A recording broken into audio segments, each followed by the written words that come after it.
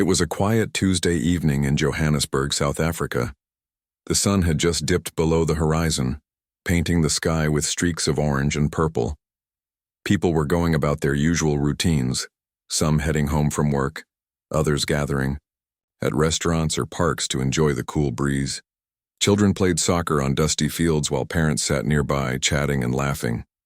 Life felt normal, predictable even. No one could have guessed that within hours the world as they knew it would change forever. High above the city, something strange began to happen. At first, it was subtle, a faint shimmer in the air, like heat waves rising off asphalt on a hot summer day. Then came a low hum, so soft that only a few people noticed it. Those who did dismissed it as an airplane flying overhead or perhaps machinery from a nearby construction site.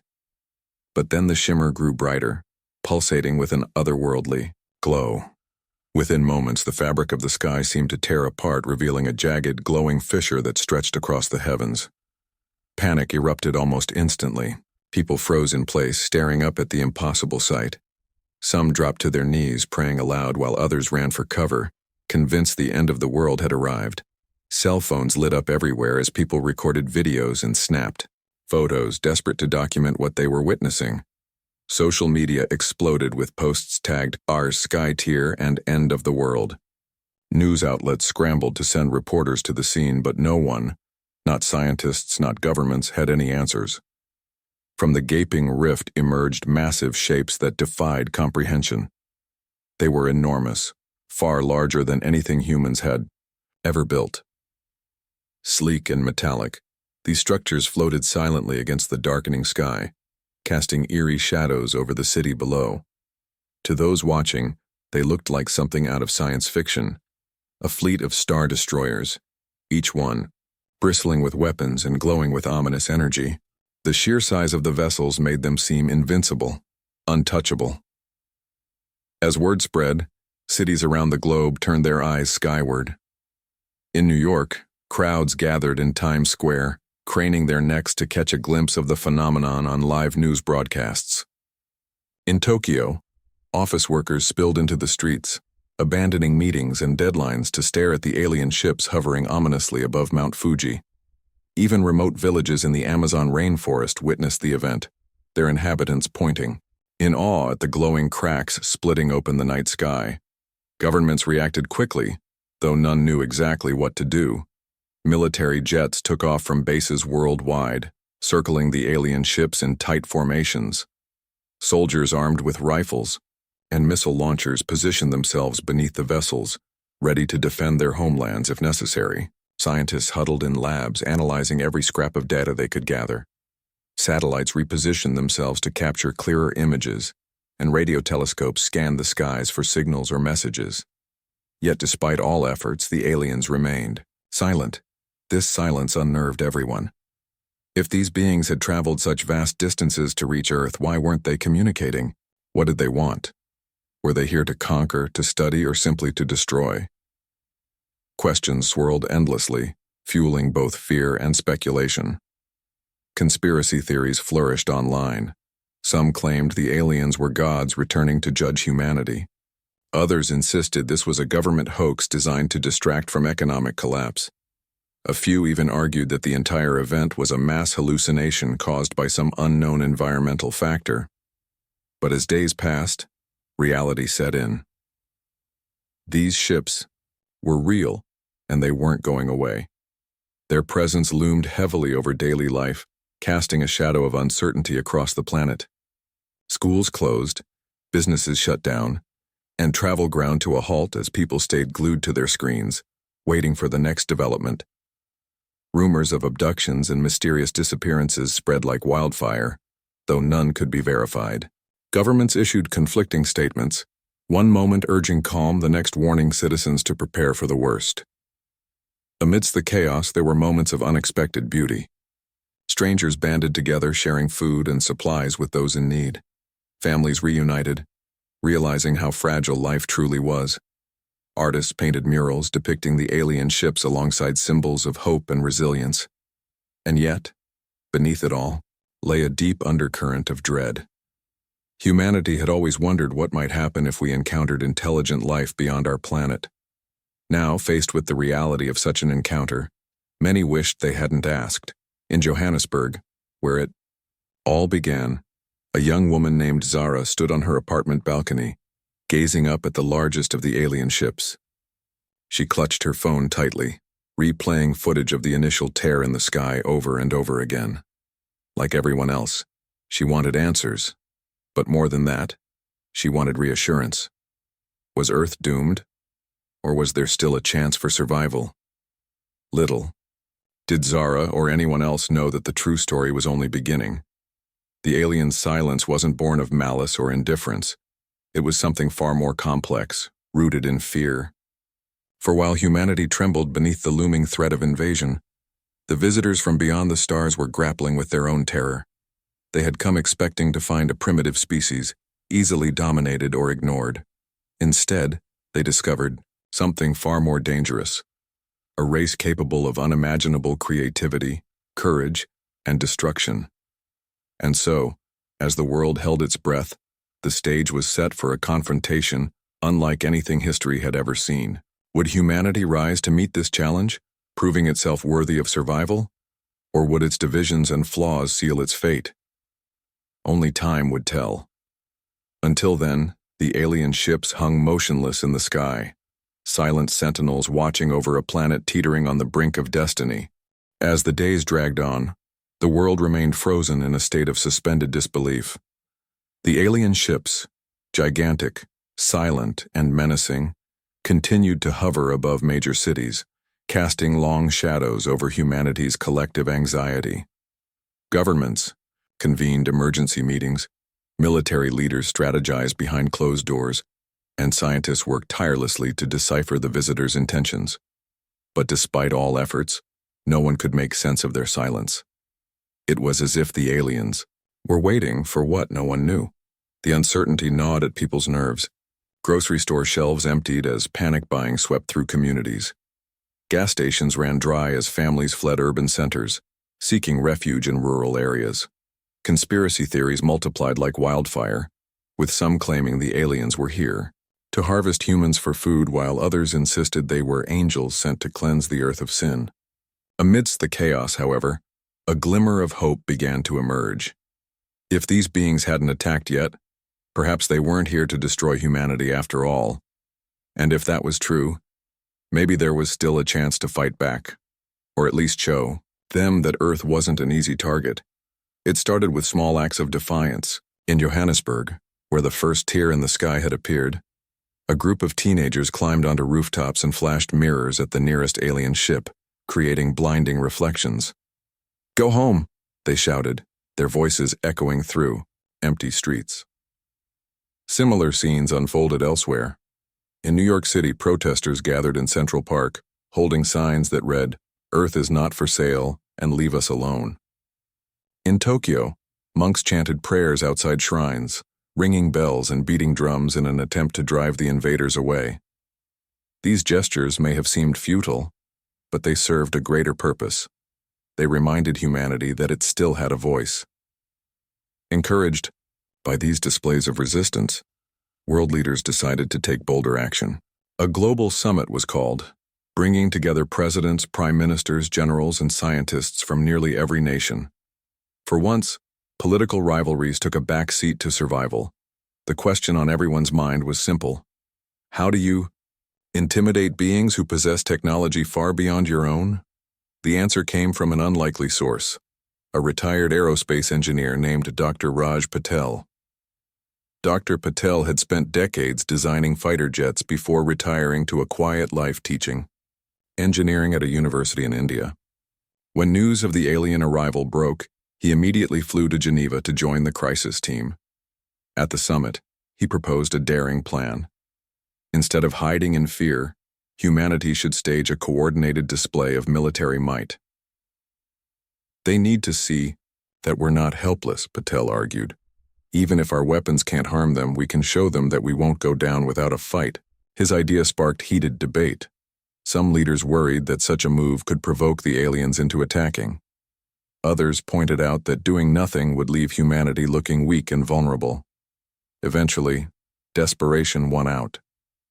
With little else to lose, the decision was made to proceed with Patel's plan. The operation, codenamed Project Shield, involved every branch of the military across dozens of countries. Fighter jets performed intricate aerial maneuvers around the alien ships, leaving trails of smoke in patriotic colors. Tanks rolled through city streets beneath the hovering vessels, their turrets aimed skyward. Nuclear submarines surfaced near coastlines, and missile silos opened to reveal rows of gleaming warheads. Even civilian aircraft joined the effort, flying in formation to spell out messages like, "We will resist and Earth stands united." For the first time since the aliens arrived, humanity felt a flicker of pride. Social media buzzed with videos of the demonstrations, set to stirring soundtracks and hashtags like "Stand with Earth" and "No Surrender." News anchors declared it a turning point, proof that humanity could rise to meet even the most daunting challenges. And then something unexpected happened. The aliens reacted. At first it was subtle. Their massive ships shifted slightly, ascending higher into the atmosphere. Glowing panels along their hulls dimmed, as though powering down. Then, one by one, the ships began retreating, not disappearing entirely but pulling back to safer distances. To many, this looked like victory. Cheers erupted in cities around the globe. People hugged strangers, waved flags, and celebrated late into the night. Had humanity's boldness actually scared off the invaders? But not everyone was convinced. Among the skeptics was Lieutenant Commander Elena Vega, a seasoned pilot stationed at Edwards Air Force Base in California. Vega had been part of the aerial demonstration, leading a squadron of F-35s in loops and dives around the alien ship hovering above Los Angeles. She watched closely as the vessel retreated, her trained eye noticing details others missed. "They're not afraid of us," Vega muttered under her breath during a debriefing session. Her commanding officer raised an eyebrow. "What makes you say that?" he asked. Vega hesitated, choosing her words carefully. "Think about it, sir. These ships are leagues ahead of anything we've got. Our missiles couldn't scratch their paint, let alone bring them down. Why would they retreat because of a few planes and tanks? Something else is going on here." Her instincts proved correct. Later that evening, intelligence reports confirmed Vega's suspicions. Satellites tracking the alien ships detected increased activity inside their hulls. Energy readings spiked, and strange patterns of light pulsed across their surfaces. Whatever the aliens were doing, it wasn't fear. It was preparation. Meanwhile, ordinary citizens continued celebrating, unaware of the growing tension among military officials. In Johannesburg, Zara, the young woman who had stood on her balcony watching the initial tear in the sky, found herself drawn into the unfolding drama. As a journalist for a local newspaper, she had spent the past week covering the alien phenomenon, interviewing eyewitnesses and documenting public reactions. Now, armed with a notebook and camera, she ventured closer to the heart of the action. Zara traveled to Pretoria, where South Africa's defense forces were coordinating their response to the alien presence. Soldiers patrolled the streets, and armored vehicles lined the roads leading to military headquarters. Despite the heavy security, Zara managed to sneak past checkpoints, her press credentials granting her access to restricted areas. What she saw there left her speechless.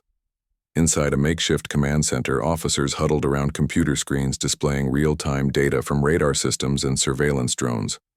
Maps covered the walls, marked with red circles indicating the positions of alien ships. Analysts spoke in hushed tones, exchanging grim updates about unusual movements detected near the vessels. One officer noticed Zara lingering near the doorway and approached her cautiously. "You shouldn't be here," he said, his tone firm but not unkind.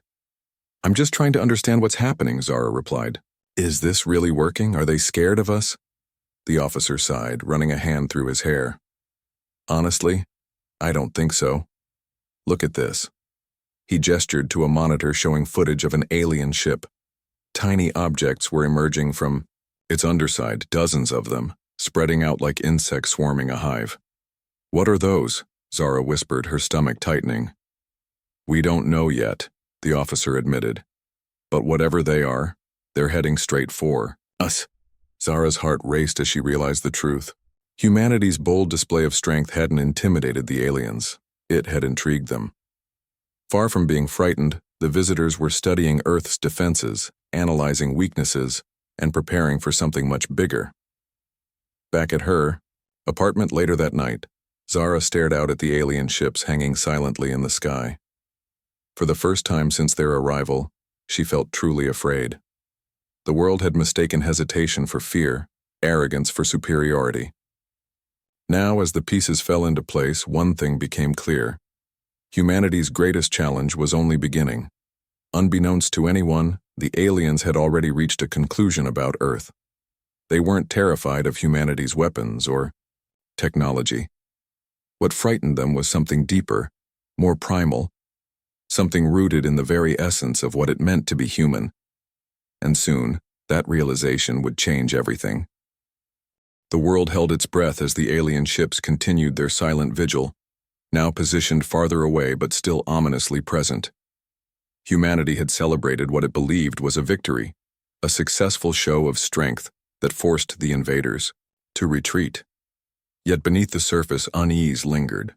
Military analysts noticed subtle changes in the aliens' behavior. Their ships emitted faint pulses of light, almost like they were communicating with one another, or perhaps scanning Earth more intensely than before.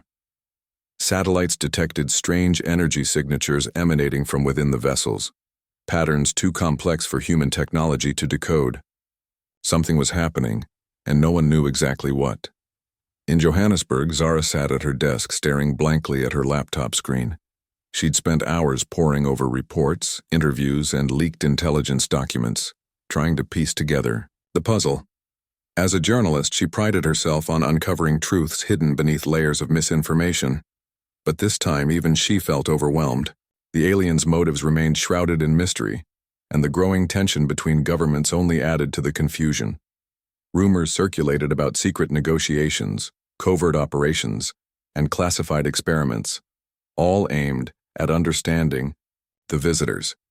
Yet none of it brought clarity. Then, on the 7th day since the sky tore open, everything changed.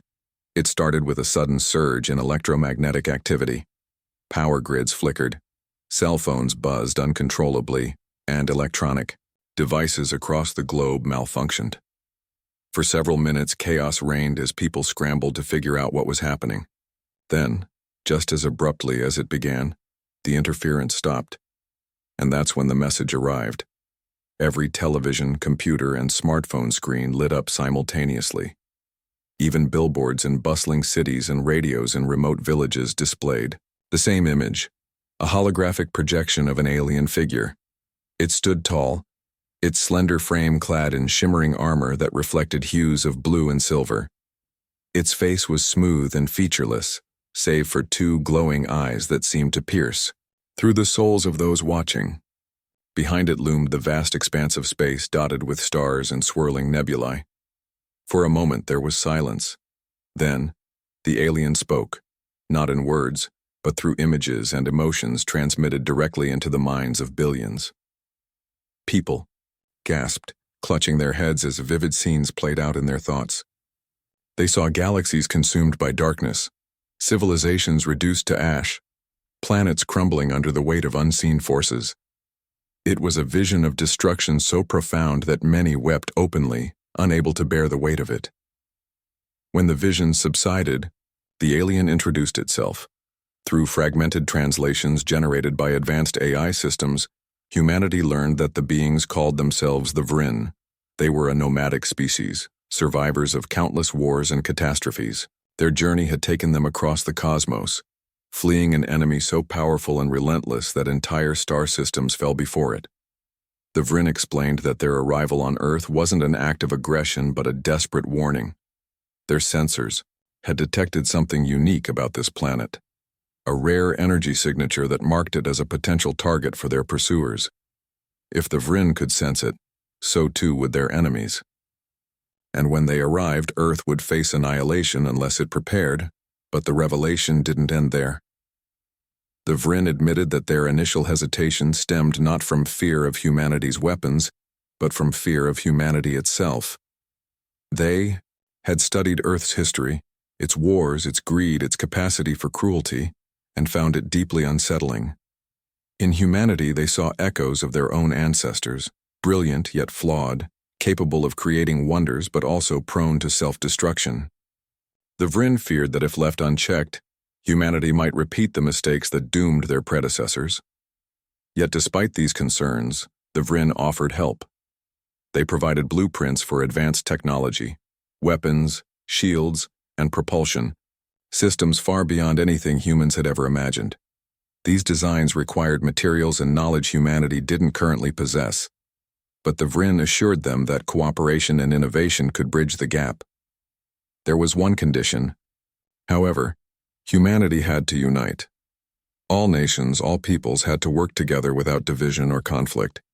Only then could Earth stand a chance against the coming storm. The announcement sent shockwaves around the globe. Some hailed the Vryn as saviors, while others dismissed them as manipulators seeking to control humanity.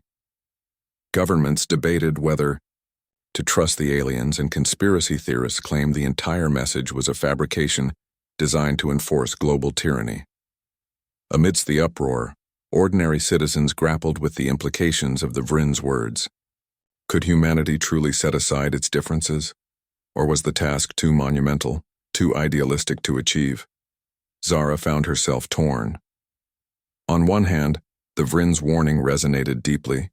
She had seen firsthand how fear and mistrust divided people, even in the face of existential threats. On the other hand, she couldn't ignore the skepticism gnawing at her gut. What if the Vryn had ulterior motives? What if their help came at a price humanity couldn't afford to pay? Determined to find answers, Zara traveled to Geneva, where representatives from nearly every nation had gathered for an emergency summit. The United Nations headquarters buzzed with activity as diplomats argued over strategies, and scientists pored over the Vryn's blueprints. Security was tight, with armed guards stationed at every entrance and surveillance drones patrolling the skies above. Despite the controlled environment, tensions ran high. Old rivalries resurfaced and accusations flew like arrows. Zara managed to secure a press pass, allowing her access to restricted areas of the building. She attended briefings, interviewed delegates, and observed closed-door negotiations. What she witnessed both inspired and dismayed her. In some rooms, leaders spoke passionately about the need for unity, urging their counterparts to put aside past grievances for the sake of survival. In others, bitter disputes erupted over resource allocation, technological sharing, and leadership roles. One particularly heated exchange caught Zara's attention. A representative from a small African nation stood up during a session, his voice trembling with emotion. "You talk about unity," he said, addressing the assembly, "but your actions betray your words. How can we trust you when you refuse to share your wealth and knowledge with us? Do you think we will fight your battles while you reap the rewards?" His words struck a chord, sparking applause from several delegates. Others shifted uncomfortably in their seats, avoiding eye contact. Zara scribbled furiously in her notebook, capturing the raw honesty of the moment. Later, she approached the speaker and asked for an interview. "I'm not afraid to speak the truth," he told her. "If we are to survive, we must do so as equals. Anything less is a betrayal of everything we claim to value." As days turned into weeks, progress remained slow and uneven. Some countries embraced the Vryn's challenge, dismantling borders and forming unprecedented alliances. Scientists collaborated across continents, pooling resources and expertise to decipher the alien blueprints. Engineers worked tirelessly to replicate the designs, testing new materials and theories in makeshift labs. Breakthroughs were rare but celebrated wildly when they occurred. Elsewhere, resistance simmered. Powerful nations hesitated to relinquish control, fearing loss of influence or advantage. Corporations hoarded patents and intellectual property, prioritizing profit over survival. Protests erupted worldwide, with citizens demanding transparency and accountability. In some regions, violence flared as factions clashed over differing visions for the future. Through it all, stories of hope emerged. Ordinary people stepped forward to bridge divides, proving that unity wasn't just a lofty ideal, it was possible. Teachers organized workshops to educate communities about collaboration and empathy. Artists created murals depicting diverse, hands clasped together symbolizing solidarity. Farmers shared crops with neighbors, ensuring no one went hungry. Even children contributed, planting trees and organizing cleanup drives to heal the planet. Slowly but surely, humanity began to change. Prejudices softened, replaced by a shared purpose. Former enemies found common ground, realizing that survival transcended politics. Trust, once fragile, grew stronger with each passing day. Yet doubts lingered. Could such fragile unity withstand the coming storm? Or would internal strife doom them all? Back in Johannesburg, Zara stood on her balcony once again, gazing up at the alien ships. The Vriends' message had shaken her to her core, forcing her to confront uncomfortable truths about humanity's nature. But it had also ignited a spark of hope, a belief that even in the darkest times people could rise above their flaws and come together. As she watched the stars twinkle in the night sky, Zara whispered a silent prayer. Whatever lay ahead, she knew one thing for certain. Humanity's greatest test was not against the aliens but against itself, and the outcome would define not just Earth's fate, but its soul. The world was changing, but not fast enough. Despite the Vriends' warning and humanity's initial efforts to unite, old divisions still lingered like stubborn scars.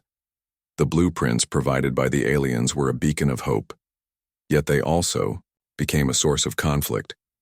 Nations argued over how to allocate resources, corporations fought for patents on new technologies, and ordinary citizens grew frustrated with the slow progress. It seemed that even the threat of annihilation couldn't fully erase centuries of mistrust and rivalry. In Geneva, where the United Nations had established a global task force to oversee Earth's preparation, tensions boiled over almost daily. Delegates shouted at one another during meetings, accusing rival nations of hoarding materials or withholding critical data. Some countries refused to share their advancements, fearing they would lose their competitive edge if the crisis passed. Others demanded stricter oversight, claiming transparency was essential for success. Meanwhile, smaller nations felt sidelined, their voices drowned out by larger powers who dominated the discussions. Zara covered these debates closely, her articles painting a vivid picture of humanity's struggle to cooperate. She interviewed scientists working around the clock in labs, engineers testing prototypes that often failed, and activists demanding fairness and inclusivity. Through her reporting, she highlighted both the failures and triumphs of this unprecedented effort. Her work earned her recognition, but it also brought threats from those who preferred secrecy over scrutiny. Still, Zara refused to back down, believing that truth was humanity's best weapon against despair. Amidst the chaos, however, there were glimmers of progress. A coalition of African nations formed an alliance to pool resources and expertise, creating one of the first truly collaborative projects. In Asia, a team of researchers developed a breakthrough method for synthesizing a rare alloy required by the Vriends' designs. And in Europe, grassroots movements inspired millions to volunteer their time and skills, whether it was coding software, teaching others, or simply spreading awareness about the importance of unity. But progress came at a cost. Factories operated non-stop, churning out components needed for the alien technology. Workers labored long hours under harsh conditions, leading to protests and strikes. Environmentalists raised alarms as mining operations accelerated, damaging ecosystems already strained by decades of neglect. Critics accused governments of sacrificing ethics for expediency, while proponents argued that survival justified any means necessary. One of the most contentious issues revolved around leadership. Who should guide humanity through this crisis? The United Nations tried to assert authority, but many nations resisted, unwilling to cede control to an international body. Instead, regional blocs emerged, each pursuing its own strategies. This fragmentation worried experts, who warned that without centralized coordination, Earth's defenses would remain disjointed and ineffective. Despite these challenges, some individuals rose above the fray, becoming symbols of hope. Among them was Dr. Elena Vega, the fighter pilot turned strategist, whose instincts had proven correct earlier in the crisis. Now stationed at Edwards Air Force Base, Vega led a multinational team tasked with reverse engineering the Vrin's propulsion systems.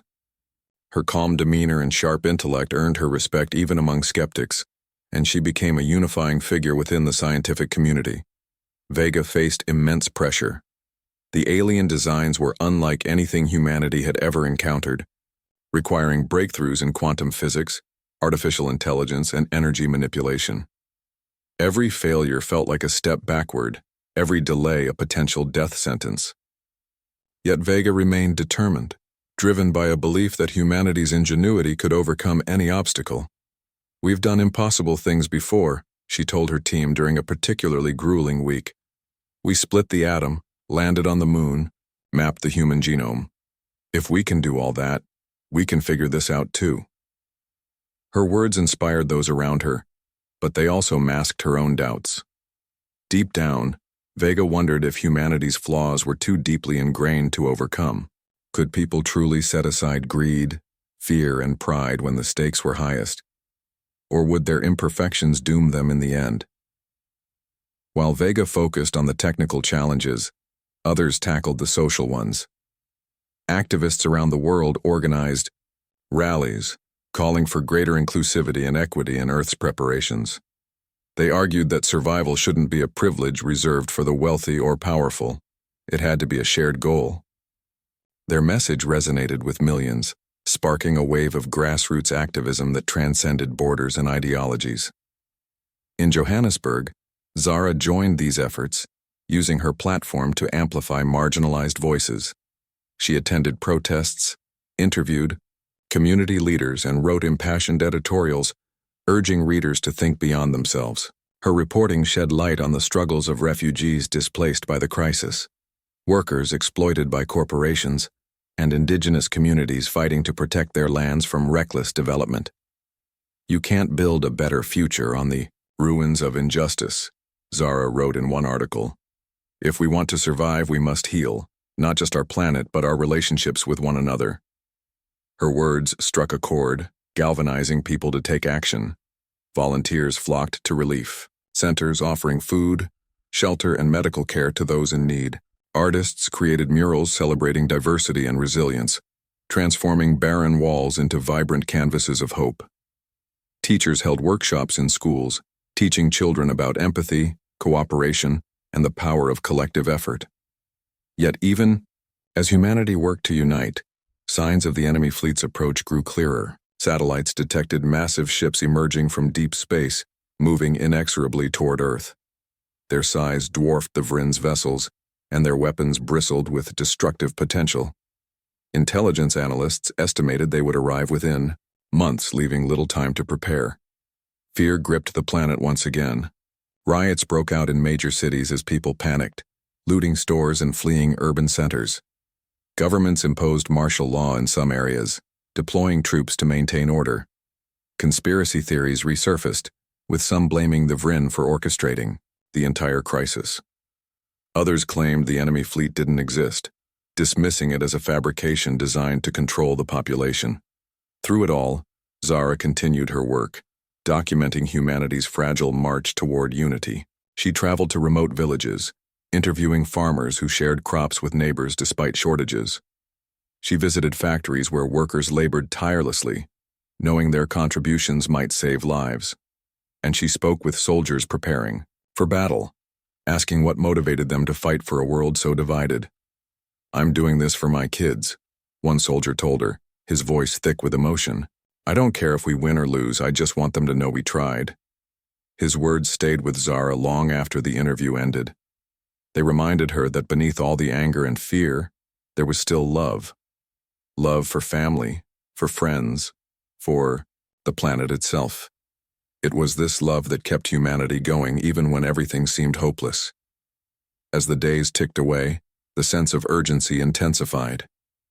Engineers raced to complete prototypes, testing them in simulated battles against AI-controlled drones modeled after the enemy fleet. Scientists fine-tuned algorithms designed to predict the invaders' tactics, while strategists planned defensive maneuvers that accounted for every possible scenario. Civilians trained in emergency response protocols, learning how to evacuate cities, treat injuries, and survive in hostile environments. And then finally the moment arrived. Early one morning, sensors detected the enemy fleet entering Earth's solar system. Their arrival triggered alarms worldwide, sending governments into high alert. Military forces mobilized, positioning themselves near major cities and key infrastructure. Civilians hunkered down in shelters, clutching loved ones and praying for salvation. From orbit, the Vrin observed the unfolding drama. Their ships remained distant, watching silently as humanity braced for impact. Though they had offered guidance, they made no move to intervene directly. This fight belonged to Earth, and only Earth could determine its outcome. As the enemy fleet drew closer, Zara stood on her balcony once more, gazing up at the stars. She thought about everything she had witnessed, the fear, the courage, the sacrifices. Humanity wasn't perfect, but it was trying. That alone gave her hope. Whatever happens next, she whispered to herself, we'll face it together. And with that, the final chapter of humanity's story began. The enemy fleet arrived with a deafening roar that shook the very foundations of Earth. Their ships, colossal, dark, and bristling with weapons, blotted out the sun as they descended upon the planet like a swarm of locusts. The sheer scale of their force was overwhelming. Each vessel was larger than any city skyscraper, their surfaces etched with ominous designs that pulsed with malevolent energy. Humanity's greatest fears had come true. The invaders were here, and they weren't pulling punches. From the moment the first energy beams lanced down from the sky, chaos erupted across the globe. Cities crumbled under relentless bombardment. Oceans boiled where plasma cannons struck water, and forests ignited into fiery infernos. Refugees fled in terror, clogging highways and railways as they sought safety in rural areas or underground bunkers. Communication networks collapsed under the strain, leaving millions isolated and desperate for news. It felt like the end of the world, and for many, it was. Yet amidst the devastation, humanity fought back with everything it had. Fighter jets screamed through the skies, launching missiles at the alien ships despite knowing most would be deflected by impenetrable shields. Ground forces deployed experimental weapons reverse-engineered from the Vrin's blueprints, firing beams of concentrated energy that occasionally managed to pierce the invaders' defenses. Soldiers armed with rifles stood shoulder to shoulder, alongside civilians wielding makeshift tools, determined to protect their homes no matter the cost. In Johannesburg, Zara watched the battle unfold from her apartment window, tears streaming down her face. Explosions lit up the horizon, painting the night sky with flashes of orange and red. She clutched her phone tightly, snapping photos and recording videos even as debris rained down around her. Her hands trembled, but she refused to look away. This wasn't just history. It was humanity's defining moment, and she wanted to bear witness to every second of it. Far above the battlefield, the Vrin observed silently. They had warned humanity about the invaders, the Zitheri, but their warnings hadn't been enough to prevent this catastrophe. Now they could only watch as Earth struggled to survive against an enemy far more advanced and ruthless than themselves. Though they longed to intervene, they knew they couldn't risk drawing the Zitheri's wrath directly. Their role was limited to providing guidance and occasional support when possible. Back on the ground, Lieutenant Commander Elena Vega led a multinational squadron of pilots in a daring assault against one of the smaller Zitheri ships. Flying, a prototype fighter jet equipped with Vrin-inspired technology, Vega pushed herself and her team to their limits. The jet's engines roared as she executed tight maneuvers, dodging laser fire while targeting weak points identified by AI systems. "Stay sharp," Vega shouted over the comms, her voice steady despite the chaos around her. "We've got one. Shot at this." Her squadron responded with determination, weaving through enemy drones and returning fire with precision. For a brief moment, it seemed like their efforts might pay off. A direct hit rocked the Zitheri ship, causing its shield to flicker and exposing a vulnerable section of its hull. But then reinforcements arrived. A wave of sleek, insect-like fighters swarmed toward them, forcing Vega's team to break formation. We can't hold them off forever, one pilot yelled as his plane took heavy damage. I know, Vega replied grimly, but we don't need forever, just time. Time was exactly what humanity needed, and it came from an unexpected source. Across the planet, fragmented resistance. Cells began synchronizing their efforts thanks to AI systems built using the Vrin's designs. These networks allowed disparate groups to share real-time data, coordinate attacks, and adapt strategies instantly. Slowly but surely, humanity's fractured defenses started working together as a cohesive unit. In Tokyo, engineers activated a massive planetary shield generator designed to repel incoming attacks. Powered by fusion reactors and stabilized by quantum algorithms, the shield enveloped Earth in a shimmering dome of light. Though not indestructible, it bought precious seconds between waves of enemy assaults, giving defenders a chance to regroup and counterattack. In New York City, ordinary citizens joined the fight, sabotaging Zithari supply lines and rescuing survivors trapped in burning buildings. A group of teenagers hacked into enemy drones, reprogramming them to attack their own kind. In remote villages, farmers used tractors and trucks to block roads, delaying the advance of ground forces. Every act of bravery, no matter how small, added up to something greater, a collective refusal to surrender. As the battle raged, stories of heroism spread like wildfire. A young mother in Brazil carried injured soldiers to safety, despite being wounded herself. A retired teacher in India organized a network of volunteers who delivered food and medicine to stranded communities. And in Johannesburg, Zara risked her life to document the resistance, climbing atop rooftops to capture images of the shield holding firm against enemy fire. Her reports inspired millions, reminding them that even in the darkest moments, hope remained alive. But the tide didn't turn until humanity tapped into its greatest strength: unity. As nations set aside old rivalries and shared resources freely, breakthroughs accelerated.